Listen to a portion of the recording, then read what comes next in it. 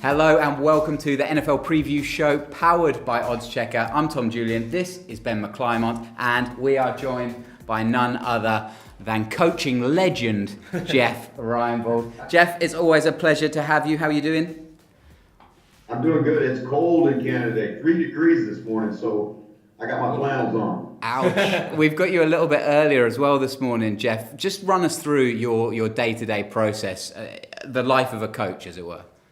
Well, it's up at about 4:15 in the morning, and then, grab a cup of coffee on the way into work, be at work around 5, and then, it's just grind from there. So this is kind of a little bit of a break in the morning for me. I've got a punt protection meeting at 8:30, then a full special meeting at 9. We go to practice, and we'll grind away at it until late in the night. So we got 5 weeks left to go in the season, and pro football is certainly no sprint. It's a marathon. Yeah, wow, that's some grind. Ben, do you fancy? It's not even early anymore, is it, for Jeff? He's No, been up for 3 hours. Yeah, exactly. It's halfway through your day. Ben, do you fancy starting your day at 4:15 every day? I do anyway. Just that's when I mentally prepare Right. myself for the day. Okay. I get out of bed about 11. Fair enough. Jeff, let's get into the Thursday, the week 4 action.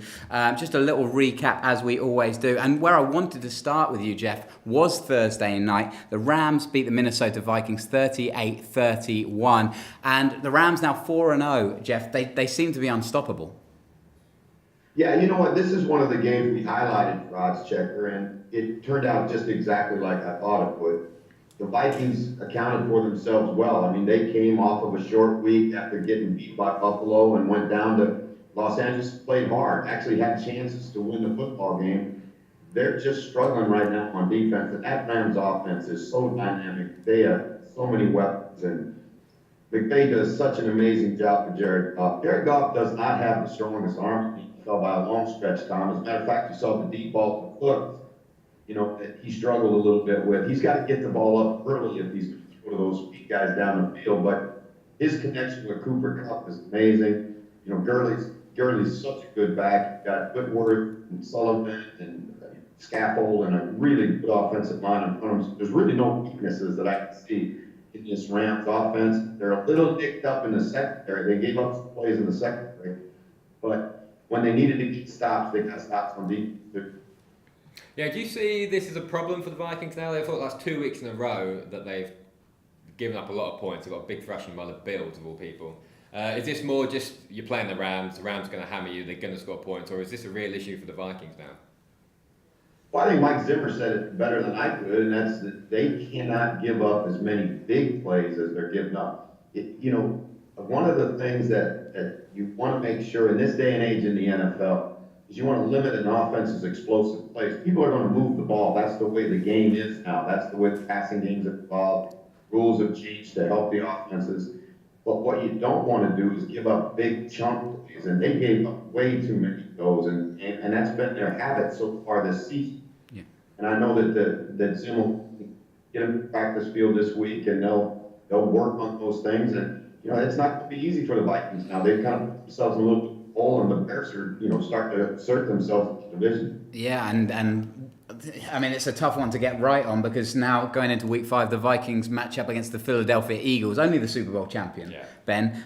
Just an easy week there. Now, the Rams, we touched a little bit there about Sean McVay, Jeff. Mm-hmm. How has he transformed this? How can you tell us a little bit about how his mind works? Because we've had he just seems to be making just miracles out of what was a previous lifeless Rams offense. Well, I tell you what, let's go back historically and get to know the man, right? He comes from a football family. His grandfather was the general manager of the San Francisco 49ers. Yep. Helped build that 49er dynasty under Bill Walsh. Matter of fact, the draft room at the 49ers complex is named after his grandfather. His dad was a great player at Indiana University, and then Sean went on and was quarterback at Miami University in Ohio. And they moved him to receiver as I think it was a sophomore, junior, but he had a real intelligence for the game. He had a tremendous football IQ even as a young kid. Then, because of his connections with the Prudens, that's the San Francisco 49er family tree, mm-hmm. He gets an opportunity to work with Johnny as a very young guy when John was his last year with the Bucs.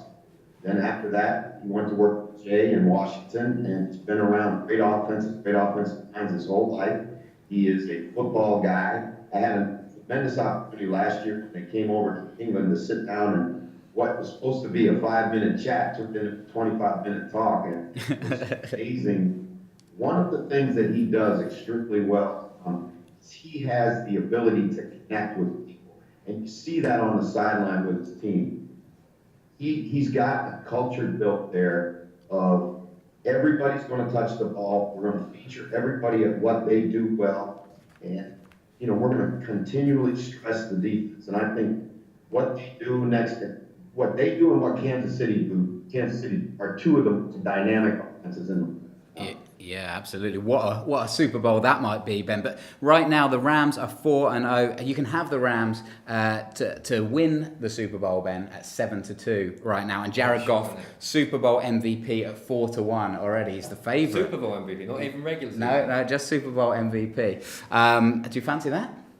No, it's too far off. Too far off. Yeah. You're not. Anything can happen in playoff football. Yeah, you're not going to put your colours to the Rams mask. I like some bigger odds as well. Oh dear. Let's get Alex Smith. What's Alex Smith? I don't know. It's not going should we move on to some tighter games? Like obviously, you've got McVay, who is a new coach, 2 years in, finding it easy now, it seems. He's got everything geared up. 3 brand new coaches this year, rookie coaches effectively. They had some close games this week. There's 3 overtime games. And I think we should focus on the Titans. I like what the Titans are doing. Vrabel's come in. He's a defensive guy, but they're playing different offensive football as well now. Like Mariota's throwing the ball a lot. How are you seeing the Titans, Jeff? They just knocked off the Super Bowl champions. They're 3-1 now. Yep. They're open in that division now. They're actually the surprise of the early season for me, Benny, because I watched them in training camp. They struggled in the preseason offensive. Mariota was just didn't have a rhythm. Then he got hurt. But, the amazing thing about what Vrabel's has done there is he's found a way to win games. He's a very aggressive manager of the game. They've done fake punts. They've done, some things that are kind of outside the box of conventional NFL thinking. And I think Mike as an ex-player, has a real good hand on his locker room. And those guys like playing for him. When you saw the way Mariota threw the ball second half of that game and the way they play defense, solid as they are in the kicking game, the Titans are a team that you're going to have to deal with. And there's a lot of football left to be played this season. But I like what I'm seeing out of this Titan team. Yeah, and they've got the Buffalo Bills up next, Ben. So they'll obviously fancy their chances there at 4-7. What if you had to pick a weakness though with this Tennessee Titans team? Where are you looking, Ben? Jeff? How would the Bills exploit Tennessee? Well, I think when you look at Tennessee, you're going to have to stop the run, number one, and then you're going to, again, because everything with Mariota really right now, and he's just like Goff at this stage in their career. If you can run the ball and play action, they can be effective throwers. Yeah. And so, to me, if you're Buffalo, you got to run the football and keep them off the field. Then you got to stop the run, play a lot of second down, play a lot of 2-zone. You can double outside and make them earn everything that they get. Now, the issue with Buffalo to me is, where's their offense gone? There was Josh Allen got in the game weeks ago, played actually pretty well in the second half. But, they went out and got shut out by Green Bay. And Green Bay's not a team to think about. There's a great defense in Green Bay. And they didn't score a point. So Buffalo's got a lot of work to do. Yeah, some big problems in Buffalo. Especially the Titans' defense is good as well. Like the 4 sacks this week, that's a fearsome defense. I think the Bills are going to struggle. Well, they kept to the... Yeah, Benny, that's a good point, too, because you look at this Buffalo offensive line, and it's really, really, really makeshift right now. And they're going to have a hard time protecting Allen. Allen's a great athlete, but this is a fearsome Titan pass rush that's coming in. Yeah, I mean the Titans kept the Jags to 6 points a couple of weeks ago, so they know what they're doing. It's an exciting time to be a Titans fan, and not often we've said that. Or the Jags in the past. Yeah, the AFC South is looking lively now. Jeff, I wanted to touch on a couple of sadder moments of the NFL Week 4. We obviously lost Earl Thomas to a broken leg. It looks like he'll be out for the season. And Tyler Eifert as well, who's just struggled. He looked like, we talked about it last week, Ben, didn't we? About how Tyler Eifert finally coming back after those Pro Bowl setbacks, the back injuries, and now he goes over on his ankle, and it looked really nasty. And Jeff, it's just two great players, really, really great players that you just don't want to see go down in week 4. No, and we have a saying in pro football that everybody loves football, but football doesn't love anybody. Yeah. And you saw an indication of that this past weekend. 2 great players and 2 guys that are really important to their franchise. Earl Thomas, to me, is one of those guys that will go down in Seahawks lore as, focal point of what was a fantastic defense, Super Bowl teams. And to see him go out like that in probably his last game in Seattle really kind of hurts a little bit. And then the one finger salute he gave the Seahawks sideline, really, it was tough for me to watch that because I hope it doesn't paint the legacy of a great player that was key to the franchise's best year. Yeah, because it seems like from rumours as well that the Chiefs were in the position to trade for him on maybe Monday or Tuesday morning. So it's kind of unless we could have made it half an hour, 45 minutes to the end of the game. There's none of this. The one finger salute doesn't happen. He doesn't go out in this awkward fashion, and he moves on to the Chiefs and plays the rest of the season. But it doesn't work like that, does it? It does not work like that. Well, guys, that's one of the things that's unique about professional football is that your next play is not guaranteed to you. This isn't tennis. This isn't soccer or ice hockey even. I mean, this is a violent game, and every play can be your last play. So it's something that you live with. It's what you sign up for when you play this game at the highest level. And that's one of the reasons why Le'Veon Bell isn't playing right now because he wants a new contract, and just like Earl did. But Earl decided to go back and play and not sign his tender, and now again, all those millions of dollars evaporated with that leg. Yeah, well, the Seahawks still managed to win 2017 against the Cardinals. Ben, if you want them to win the Super Bowl, they're 100-1 right now. Yeah, 16-1 to win the NFC West as well. Obviously, some stiff competition from LA as well. But Jeff, let's look ahead to Week 5 while we've got you, because there's some interesting matchups, Ben. I think it was a pretty tough decision for the Sky Sports selectors this week because there's a lot of intriguing selections. Are there any that jump out at you straight away? To me, every weekend has got great matchups. I mean, you start on Thursday night with the Patriots and the Colts, and even though the Colts are, proving, just anytime you see those 2 teams play each other, it harkens back to the days of Peyton Manning against Brady and, all those fantastic finishes that we've had over the years.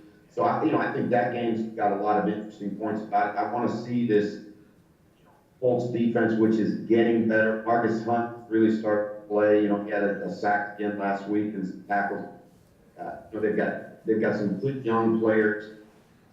Again, I think the Patriots, we got to wait a little bit on the Patriots and see what they are. They only have 5 sacks at this point of the season. And that's problematic in New England. They are still not where they need to be defensively. But again, one of the things about Belichick is he improved the football team over the course of the season, maybe more than any other coach would. Yeah, it's so weird, isn't it, that they often start 2-2, Ben. They're a little bit slow out of the blocks. Obviously, they've missed Edelman. They haven't quite got their running game to where Belichick would like it. We saw a bit more from Sony Michel taking apart the Dolphins this weekend. But they're big favourites this weekend, New England, 2-9. If you fancy the Colts, they're 54-13, pushed right out. But Ben, is there any way that you see the Colts coming out of Foxborough with a win? Not if the Patriots play like they did last week. They came out and they ran the football hard, and they had big open gaps as well. Like Sony Michel had 5-6 yards untouched, and he was making the man miss after that, perhaps. But if they come out and play that brutal style of football, then I think the Patriots are going to walk it again. What do you see, Jeff, from the return of Edelman? Are you excited about that? Yeah, I really am. I think that he's such a critical part of that offense. His ability to get open in the intermediate zones, he's tremendous on third down conversions. He's one of the best in the league at that. He's tough as nails. He's a great blocker in the box. And I think he's an emotional leader of that football team, and certainly one of Brady's most trusted receivers. So that's a huge plus.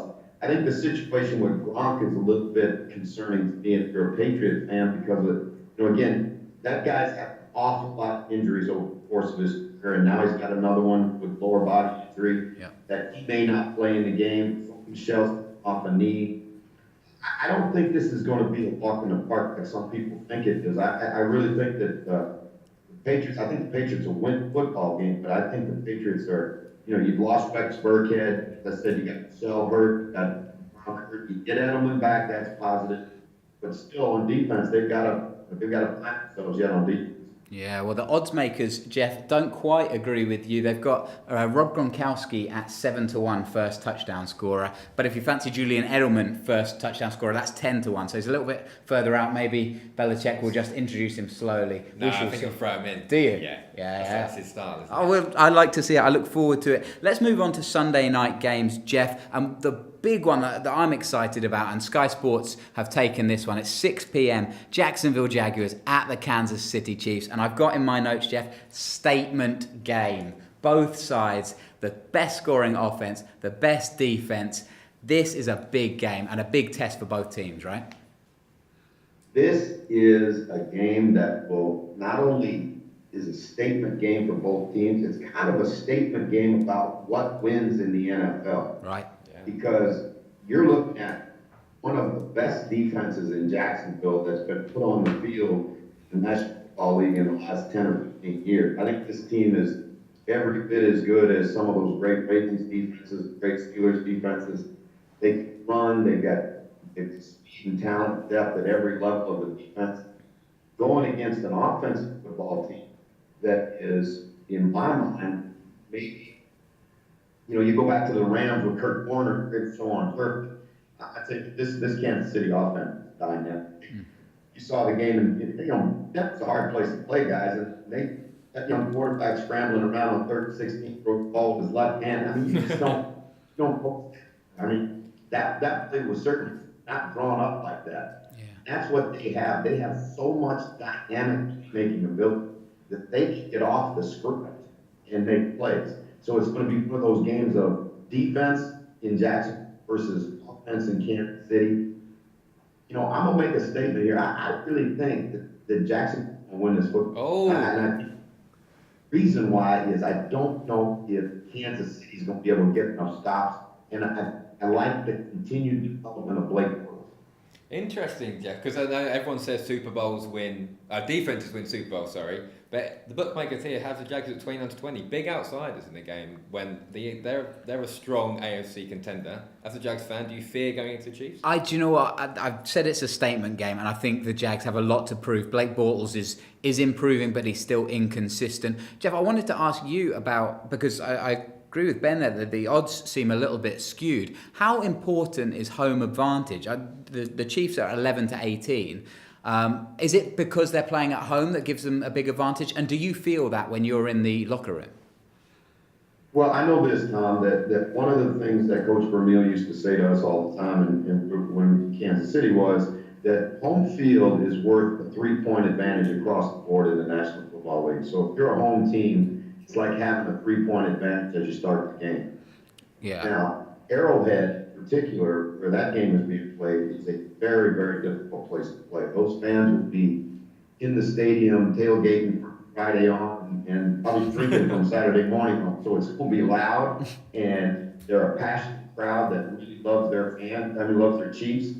And, one of the greatest moments I've had in football was standing on the sideline, Arrowhead, and listening to the crowd go. They sing the national anthem, and where they go in the home of the brave, they go in the home of, and 80,000 people. Jeez, it'll bring the hair up on the back of your neck. It's an awesome moment. It's so interesting that you said that about Coach Vermeil there with the 3 points, because the Chiefs are 3 points favourites. So I guess if you take that into account, then it's a level game, just then away it's, from home. then it's a level game. Yeah, so if you fancy the Chiefs at -3 points, they're 4-5 right now. You fancy points there, Tom? Lots of points? Yes, I could see a fair few points. The line is at 49 at the moment, so I'd like to go over that. Yeah, at 10 I'm to going 11. over as well because Blake Bortles is showing a bit as well, and I don't think the Chiefs are going to stop a lot. So points. Absolutely. All right, let's go into the next game that really intrigues us. We talked about this earlier, Ben. The Green Bay Packers at the Detroit Lions. A lovely little divisional matchup. 6 p.m. Sunday on Game Pass. Jeff, the Packers are 2-1-1, but Aaron Rodgers, he kind of lambasted his offense a little bit on the weekend, even though they won 22-0 against the Bills. Do you agree with Rodgers? Are we still not seeing the best of Green Bay? No, I agree with him. I think that team is still finding out that they are. You got to remember now, they lost Jordy Nelson. They've lost some guys. They're trying to create a new chemistry, if you will, between the quarterback and his receivers. That takes time. It's developed over the course of the season. Rodgers is a great leader, and he understands what it takes to win at the highest level in the National Football League. And just much like Tom Brady, he's not afraid to call guys out or call out the offense when they're not playing at the level that he thinks they need to play at. They've got to play well if they're going to win the division, because the Bears are, an outstanding football team and get better all the time. And Minnesota is maybe one of the most talented teams in the National Football League. So that NFC North is going to be about. Yeah, I think this is the chance for the Packers as well, because I know Matt Patricia's bringing in his new defensive style for the Lions, but they've conceded 48 points to the Jets, 30 to 49ers, 26 to the Cowboys even. The Cowboys aren't really firing, so this is a chance for Rodgers to put some points up, I think. So I like over 54 at 13-10. I like a lot of points in this game. Yeah, are we sure that Rodgers is still fit? Is he? Because he's been questionable and did not practice for a lot of the early season, Jeff, and we still haven't quite seen the best of him. Yet he continues to go out there often without a knee brace, and he leads the team. That's so important to them. Yeah, he's an incredibly tough guy. You don't think about quarterbacks as being tough guys, but when he came back in the second half against the Bears after that knee injury, and was really out there on one leg, brought us back to victory. I've been around some quarterbacks in my time, Tom. 5 Heisman Trophy winners have been quarterbacks on teams I've been on, and every one of those guys had a little bit of what Rodgers had, whether it was Doug Flutie or whoever. When you have a quarterback like him, you believe you are in every game, regardless of the score and regardless of the amount of time left in the game, because he can create plays where other guys can't. And I think about that playoff game a couple years ago against Dallas, where he scrambles to his left and throws the ball. I don't even know how he got it in there. First down, they go down in the football game. So I would have a real difficult time ever betting against Aaron Rodgers. Yeah, well, I agree with you, Jeff, and that's why I like the look of the Packers at -2.5 points. That's at 11-10. I quite fancy that. The other side of the ball, though, I suppose, from a Lions perspective, Kerryon Johnson, the running back for the Lions, Jeff, has really impressed us. I know you've enjoyed watching him a bit, Ben. He gives the Lions just a completely different line of attack, and that's so important for Patricia as a first-year head coach.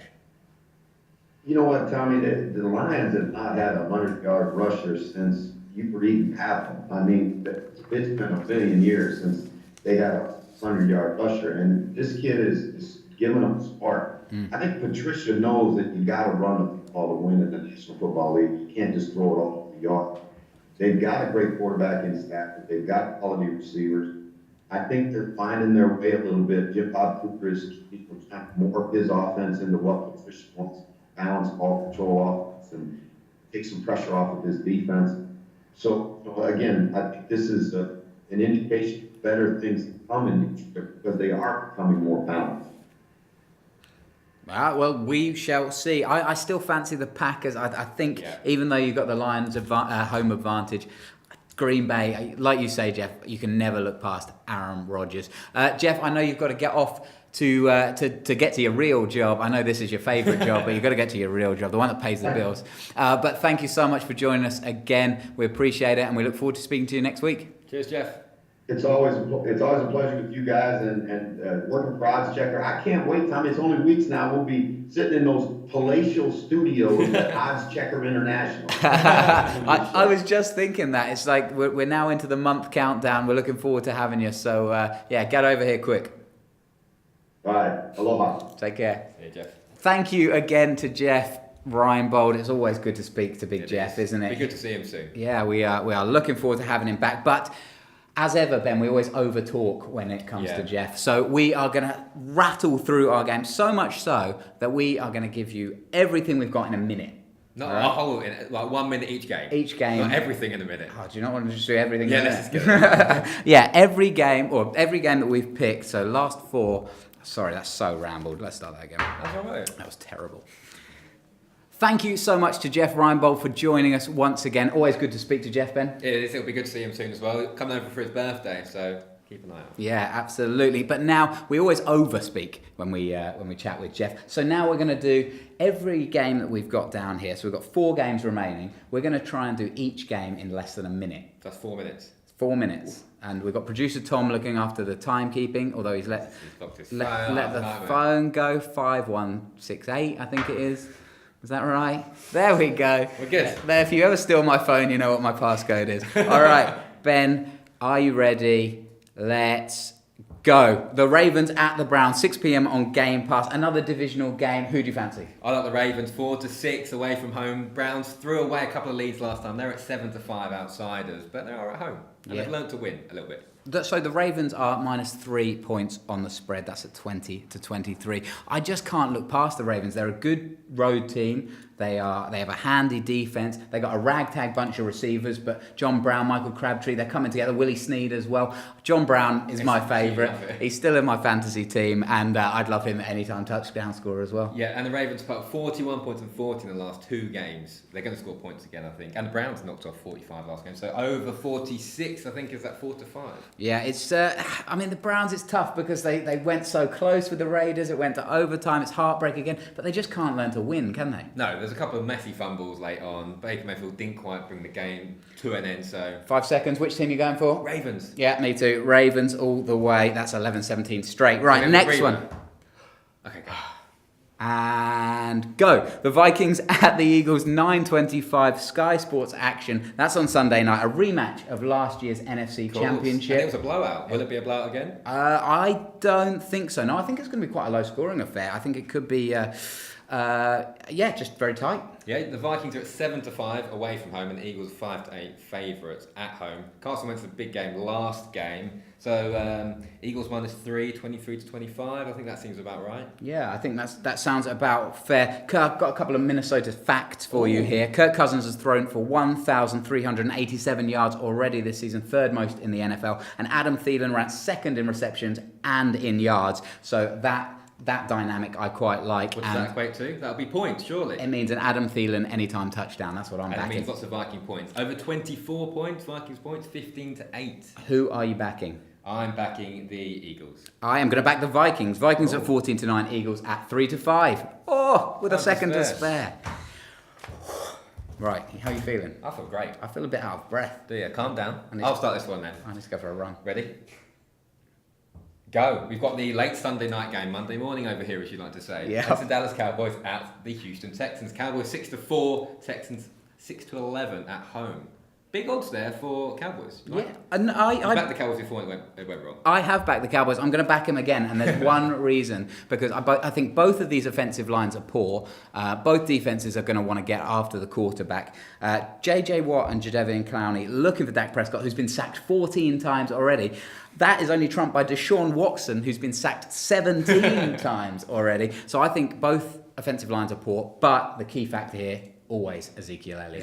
So you fancy maybe the Cowboys blowout, -3.5, 41-20. That's some big odds. Yeah, I do fancy the Cowboys to go into Houston and do the damage. I just don't see them. I don't see there being much difference between this team except for one superstar. Yeah, Cowboys over 20.5 points at 7-8 as well. I can't see them not scoring some points. Elliott get a touchdown. Over 20.5, 7 to 8. The points line here is 45.5, and I fancy. Oh my goodness, I've run out of time. I would take the under at 10 to 11. Okay, nice. Overdone. Should we go for Monday night? Oh, go on. What are you going to say? I was just going to say we probably earned a couple of seconds, so I was just using them up. Oh, okay, nice. Yeah. So this one we're on the line now. Yeah, very much so. Okay. Last one. Let's go Monday Night Football, shall we? Yep.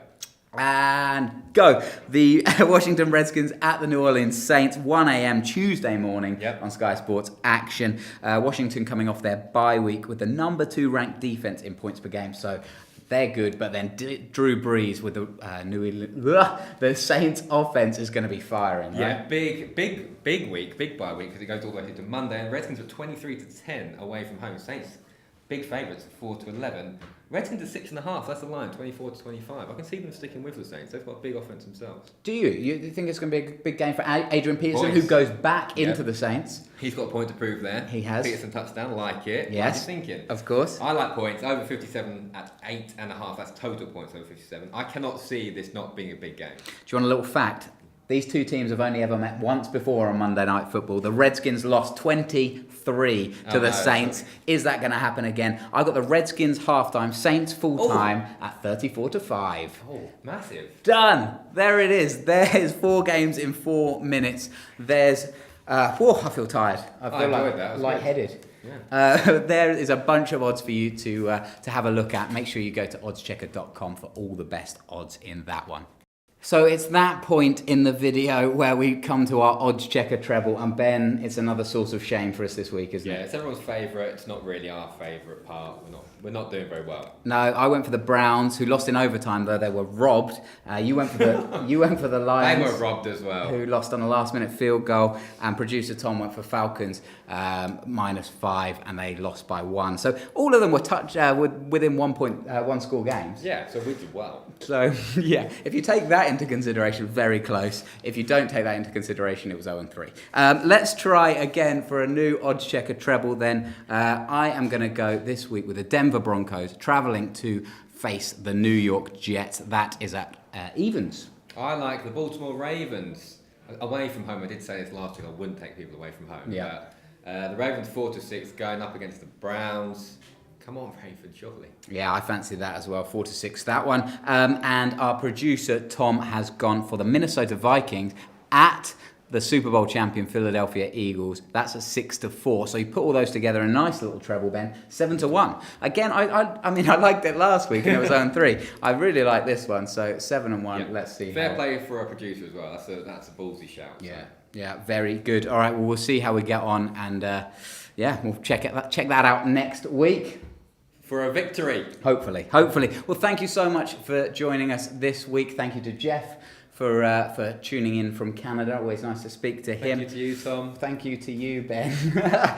Make sure you go to oddschecker.com for all your odds. Subscribe and like the videos. Make sure you share them as well on the Oddschecker YouTube channel. We'll be back next week. Enjoy the NFL. And yeah, good luck. See you next week.